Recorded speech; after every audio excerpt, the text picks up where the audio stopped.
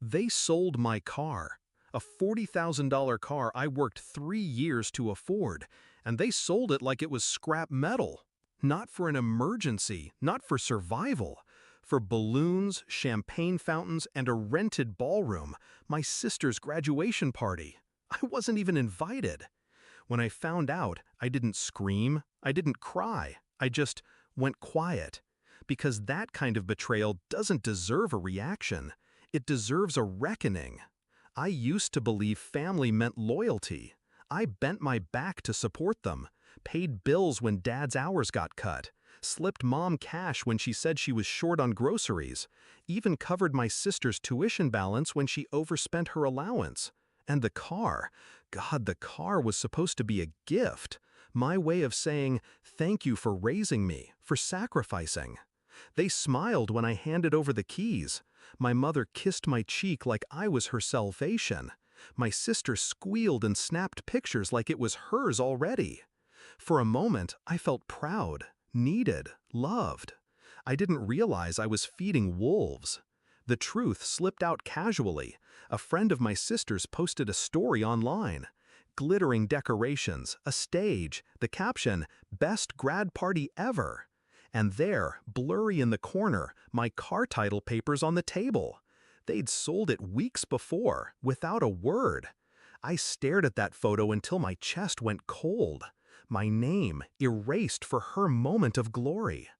I confronted no one, not then, because rage is loud, but revenge is patient. When the party ended, they acted as if nothing had happened. My mother even bragged, "Your sister deserved a celebration. Don't be selfish. You'll have your time." Selfish. That word sank into me like a blade. I had given and given until I was empty, yet somehow I was selfish.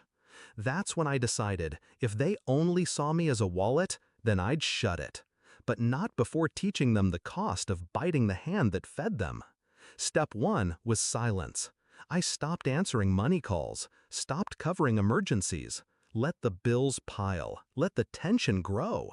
They thought I was sulking. They whispered about me being ungrateful.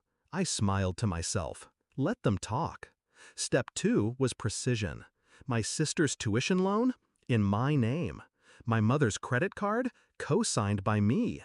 I had the legal right to pull the plug, and I did. Quietly, strategically. One by one, the safety nets vanished. Step three was patience. I waited for the day they'd need me again. I didn't have to wait long. A month later, my mother cornered me in the kitchen. Her tone wasn't a request. It was entitlement wrapped in sugar. "My birthday's coming up. I want a new car. You'll buy it for me, won't you?" My sister laughed behind her, as if I existed only to serve. I met her eyes, steady, calm. "Of course, Mom, you'll get exactly what you deserve." She smiled, satisfied. She didn't hear the weight of my words. The day came. I drove her to the dealership. She was giddy, pointing at SUVs, leather seats, all the luxuries. She didn't notice how the salesman looked at me, already briefed. When the papers came out, I slid them toward her. "Happy birthday, Mom. Sign here." She signed without reading, too blinded by greed to see the fine print.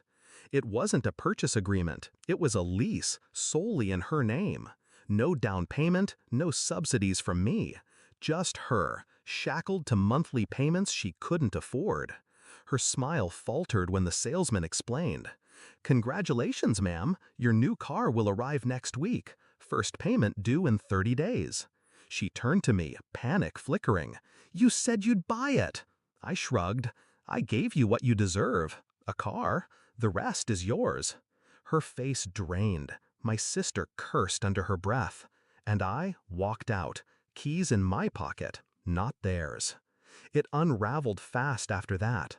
The tuition payments stopped. My sister was dropped from her program.